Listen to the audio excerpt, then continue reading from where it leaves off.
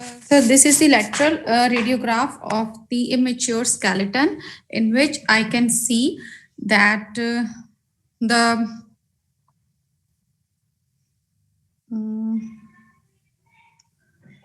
sir, in which I can see that the retropharyngeal area opposite the 1, 2, 3, 4, 5 C5 is enlarged, or it is increased in diameter. Which one? I mean this one? So opposite C5, sir. 1, 2, 3, 4, 5. Yes, sir. 5 and 6. But we said that this one is acceptable up to like the AB diameter or the full AB diameter of the vertebral body. So if you measure this one, it's almost equal to this one. And this one is fine. If you see this one, it's up to the half of the, even less than half. So it's okay. The perivertebral soft tissue thickness here is okay. In addition, this patient is opening his mouth breather, and that's why he's trying fine. Here. But if you go back, sir, should I notice the enlarged adenoids? Yeah. So what happened to the nasopharyngeal airway here? Yes, sir. I can see that the adenoid space is enlarged. Okay. If you compare this, just go back to this one. You see this one. You see there is here nasopharyngeal airway is widely patent here. Yes, sir. Now in that one which you showed me, sir, in that this airway is compressed, sir. So this nasopharyngeal airway is completely obliterated. This is one thing. Yes, sir. Second thing, also you can see here that the child can't close the mouth. Always we ask the child to close the mouth in lateral neck. But here the child is forced to take the breathing through the mouth. Why is that? Sir, because the adenoids are compressing the airway. That's why. Yeah, the patient can't take anything through the nose because the nasopharyngeal airway is completely obliterated. So thanks God, in pediatric age group, we have another way. We have the mouth for breathing.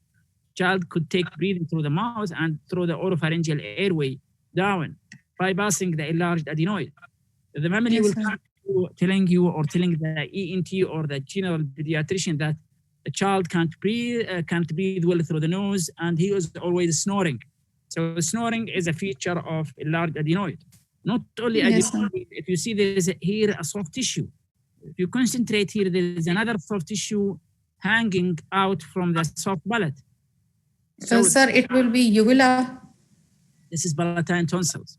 Palatine, okay, fine. Most of the time, you will not have only single or isolated adenoid enlargement. You'll see both because of chronic infection. Adenoid hypertrophy will be associated with tonsillitis. That's why most of the time the ENT will do adenoid and tonsillectomy at the same time. So okay, fine. Then we should, sir, move on to find Valdia ring in these patients. We should scrutinize it or not, sir. Pardon? Sir, to know Valdia ring in this, if the palatine tonsil is also enlarged and adenoids are also enlarged, then what study we should proceed next?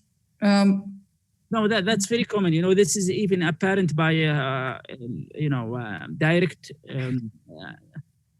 the laryngeal score, or even by direct ENT exam, and most of the patients will subject to if depends actually on the clinical symptoms, but most of them they will subject if they have like complete occlusion like this, complete obliteration, they will go for adenoid and tonsillectomy at the same time. Right, sir. Okay, fine, sir. Thank you, sir. You're welcome. So next patient also the same. If you see here, yes, sir.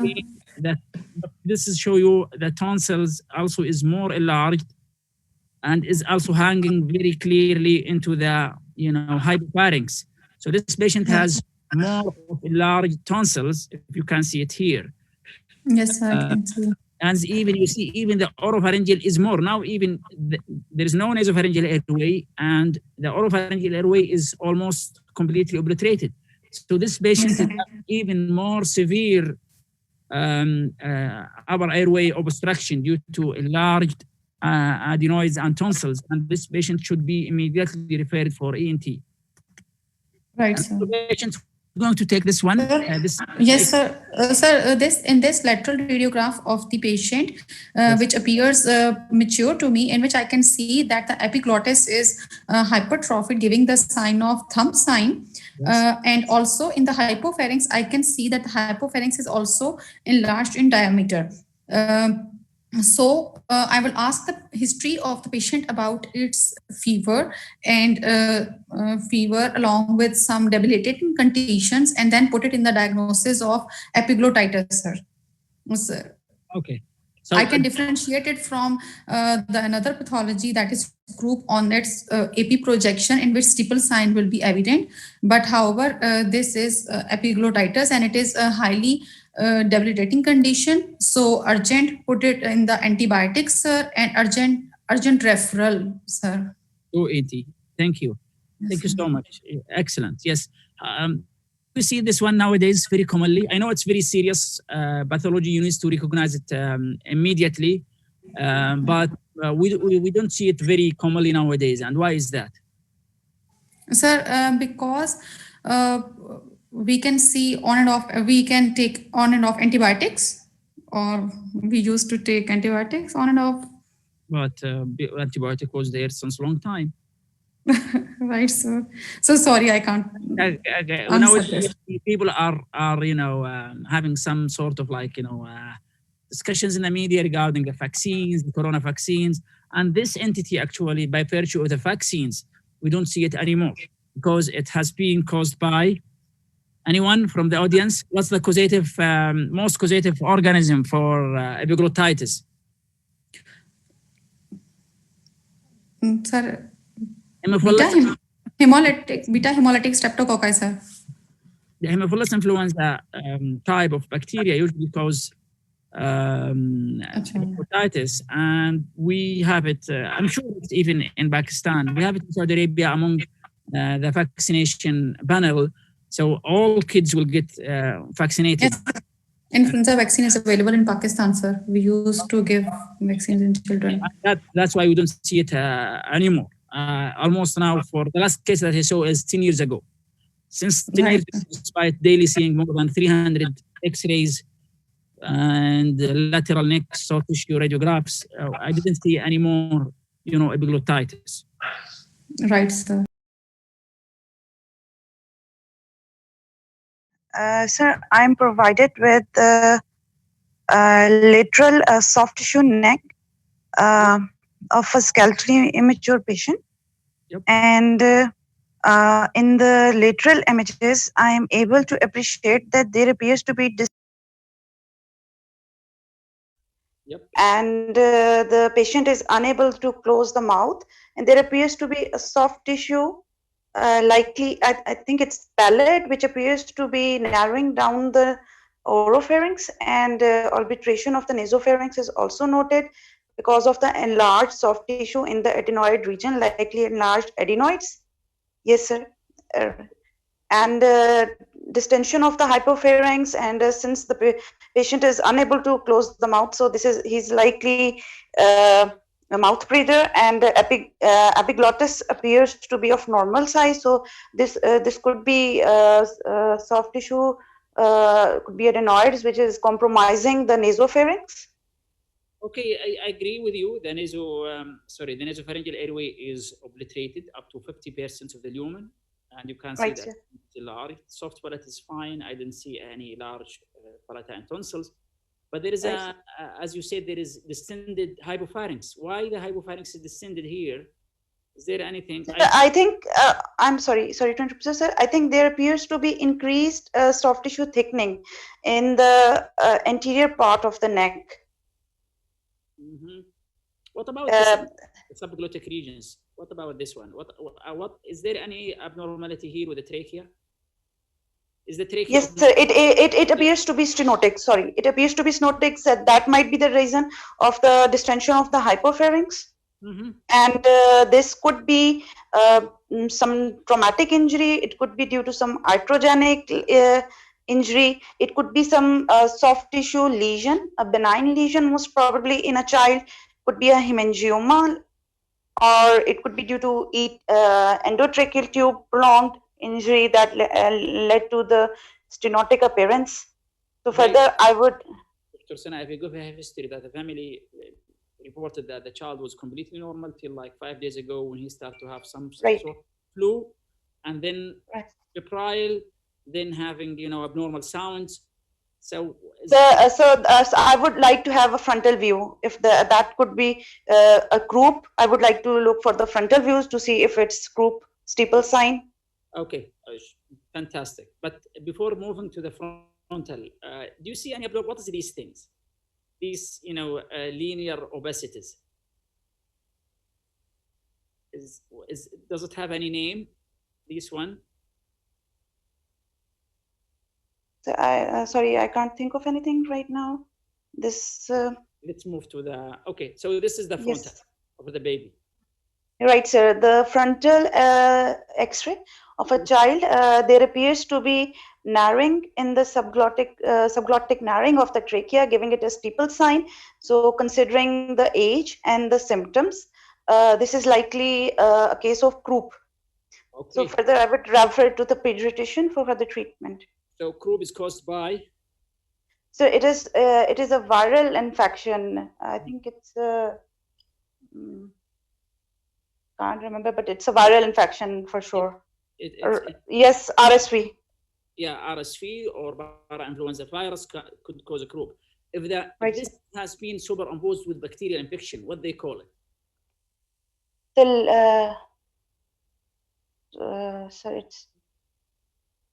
They call it membranous croup when you have pus and membranes. And if you go back here, you see like a membranes. So that would be an emergency because they may obstruct the airway. So immediate.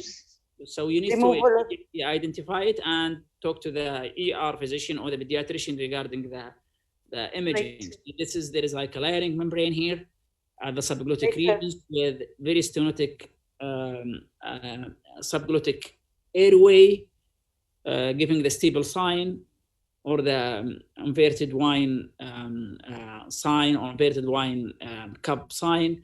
So that's the way to describe it. If you see a membranes, that's very also important to identify and to tell the ER or pediatric ER about the situation. Right, sir. I'm being provided with radiograph lateral view of the neck of a skeletally immature individual. Mm-hmm. I can appreciate that there's interruption of the nasal and oropharyngeal air column.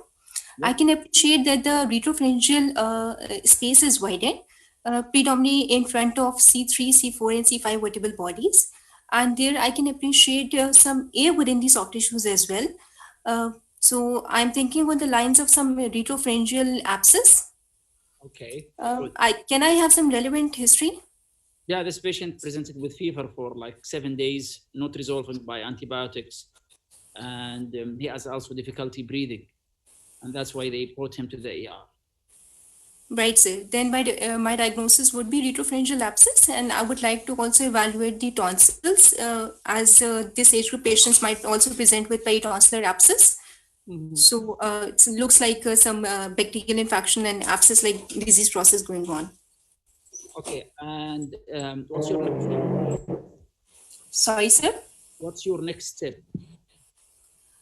So my next step would be a CT scan, and I would refer the patient to pediatrician for further management. Fantastic. This is one of the strong indication for CT neck with contrast. With contrast. Yep. And just before moving, what do you think about the cervical spine here? So there appears to be relative flattening of the vertebral bodies, yes, and yeah, there is straightening or loss of normal cervical lordotic curve. Yes, sir. The airway is completely obliterated. The nasopharyngeal, the oropharyngeal, the prevertebral soft tissue, as you mentioned, is widely thickened. There is also multiple air lucences within. So this is very important to identify and to recommend urgent. The same, I want just to stress on the prevertebral soft tissue. Here is thickened. It's not up to the half. You know, it's almost the full AB diameter has. So this is another also signs of prevertebral hematoma. So prevertebral Right, sir. thickening could be due to hematoma, could be due to mass lesion, could be due to infection or abscess. Right, sir. Your patient that we just saw, this is, you know, you can complete your description. Right, sir. I'm being provided with axial and sagittal images from post-contrast CT scan of a skeletally imaged individual focused on the neck region. There is a hypodense, hypoattenuating fluid density area seen in the retropharyngeal space more towards the right side of the midline. It is causing mass effect on the anterior lying oropharyngeal air column. It has enhancing walls. Mild soft tissue enhancement is also seen in its vicinity. And the carotid jugular complexes appear normal. The vessels are well contrast opacified. So findings are consistent with the diagnosis of abscess. Yep. Or in this case, there is mild reversal of the mid-cervical lordosis as well. Yep. And there is also what's called pseudo subluxations. You can see it here. Yes, sir. It could be seen also with prevertebral soft tissue abscess. Thank you. Excellent. Thank you, sir. So as you see, this is a frontal chest radiograph, and if you apply the rules, you go from central to peripheral. The heart size is fine. The cardiomedicinal outside is okay, and the perihilar region is okay. Lungs demonstrate asymmetrical patchy opacity involving the mid zone of the right lung, as you can see here, with hyperinflation of the right lower lobe. And going with the history here, the patient is acutely presenting to the AR. Pneumonic consolidation is one of the differential diagnosis. This patient needs to be just put antibiotics, and for follow-up, if it resolves, that's fine. If it develop either cavitations or pleural effusion, he may need admission. But most importantly is to identify this as a pneumonia, to start the patient on antibiotic. Make sure also that the soft tissue, the skeletons, the shoulders, the area under diaphragm is okay. So this is another patient who presented with fever, with leukocytosis, and the pediatrician thought he's just having, bronchiolitis or, viral infection, but it didn't resolve. But if you apply also the rule of checking everything, the symmetry, you see that the mid part of the left hemidiaphragm diaphragm is obliterated, is not well seen, and there is added retrocardiac density here. So this is one of the hidden area that you need to check all the time, the left retrocardiac region. So there is an air opacity here consistent with pneumonic consolidation involving the left lung base and the left retrocardiac region. It's very important.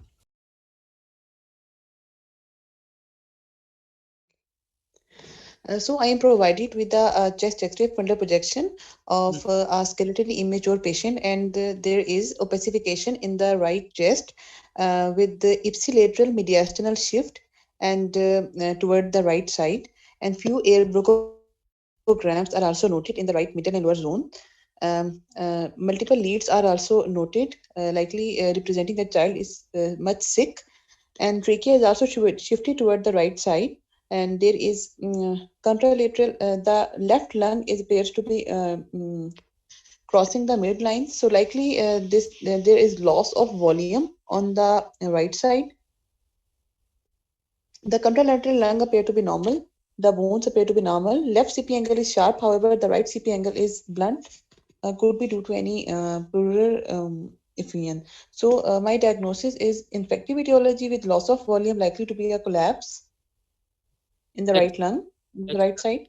Very nice descriptions. And there is always, remember, there is with consolidation, there is always associated collapse because the pus will extend the bronchioles, leading to the collapse, as happened here. And if you, as you mentioned, there is air bronchogram here, and also here in this right upper lobe, right lower lobe. So there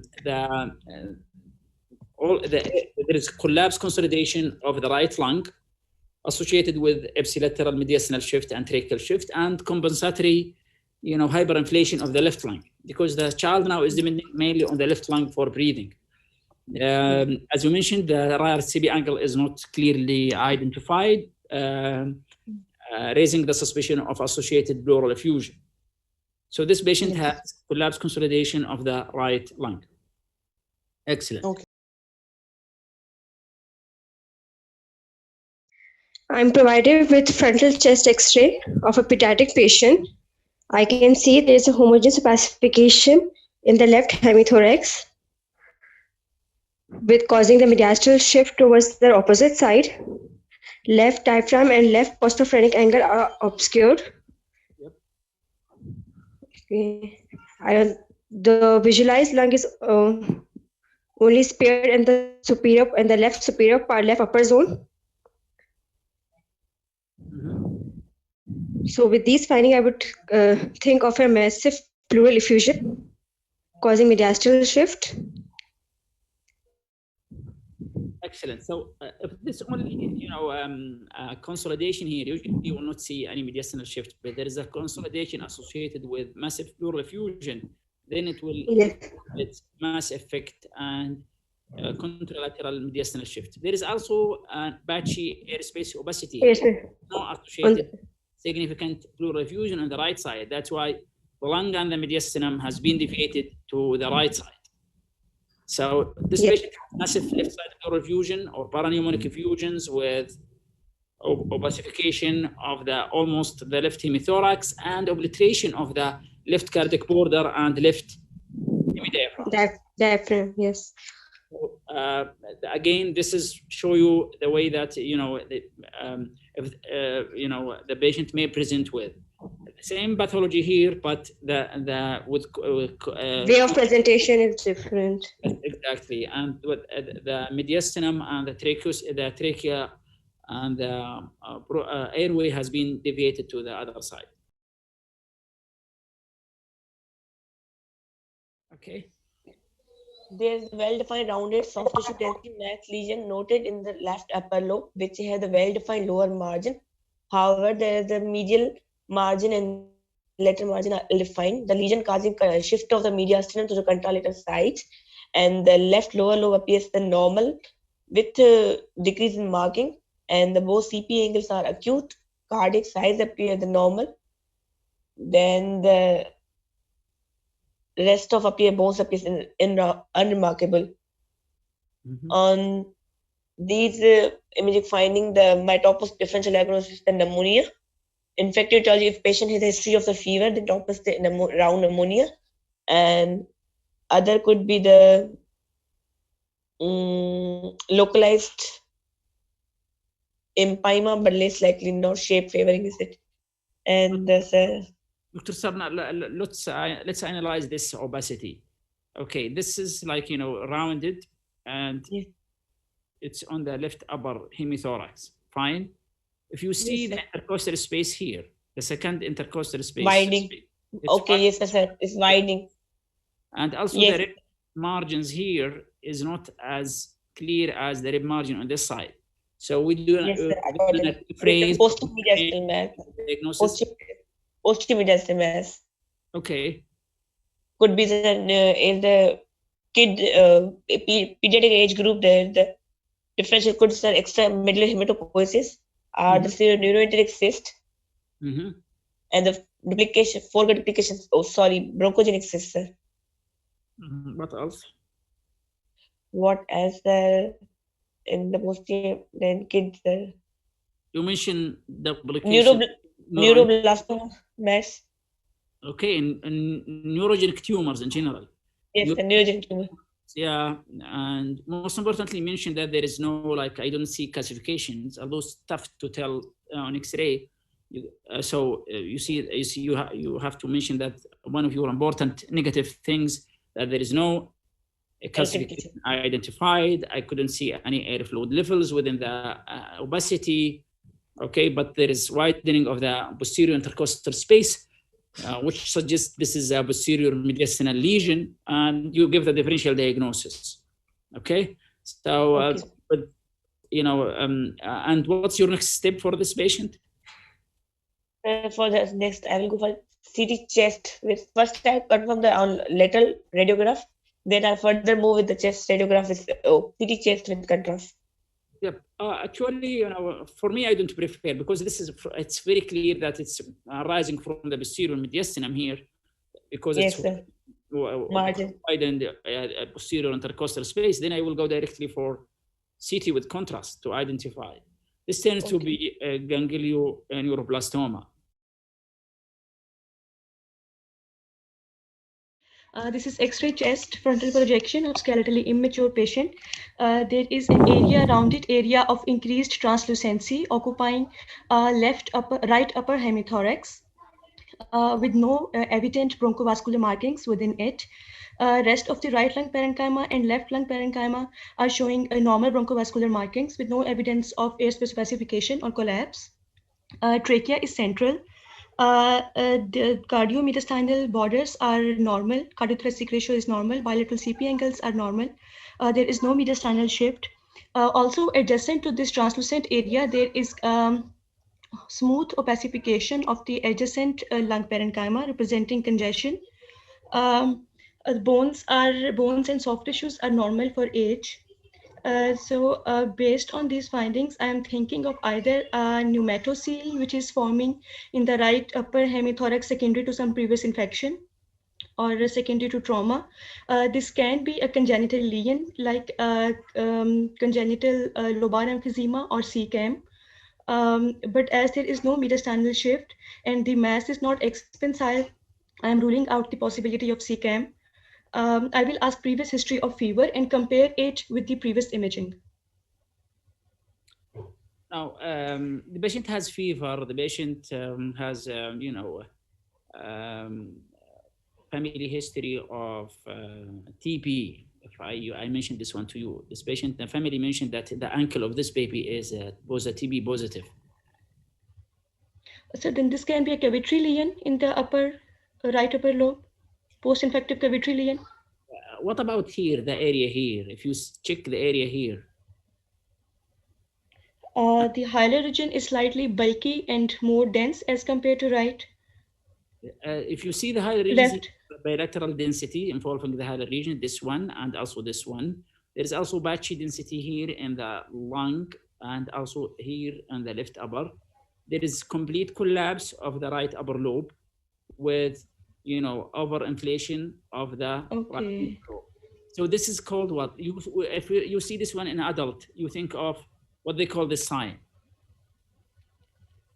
So this reverse Golden sign if there is upper lobe collapse with the density at the right parahilar region. Yeah, usually if there is like a mass in adults, but in pedia, if there is a large lymph nodes here causing obliteration of the right upper lobe bronchus, so this is give you the, or Golden S sign, as you can see it here. So there is complete collapse of the right upper lobe, hyperinflation of the middle lobe, and there is an added density here in the very hilar regions. So this patient had to have an active TB, was treated, and he improved after the TB treatments. So it's very important to recognize, to see the patchy densities everywhere, and also to see this is completely collapsed upper lobe. And because of the collapsed upper lobe, the transverse fissure has been shifted up, and the right middle lobe is hyperinflated. Okay, sir, I have one question. Yes, sir, I have one question. There is only one region where there is increased translucency, and rest of the bilateral lung fields are looking similar. So how to differentiate which area is abnormal? As I spotted the local area as abnormal and considered rest of the lung fields are normal. So how to differentiate between these two possibilities? Well, I agree with you, but I'm not sure whether there is, if you concentrate on this one, there is still lung parenchyma. This is not cavity lesions. This is, but because hyperinflation, you don't appreciate the parenchyma very well, or the blood vessels very well. But if you check here, there is like interstitial marking inside this. So this is excludes, this is a cavitation. So this is a lung parenchyma, but it has hyperinflation because of volume loss of the right upper lobe. Okay. Okay. Thank you, sir.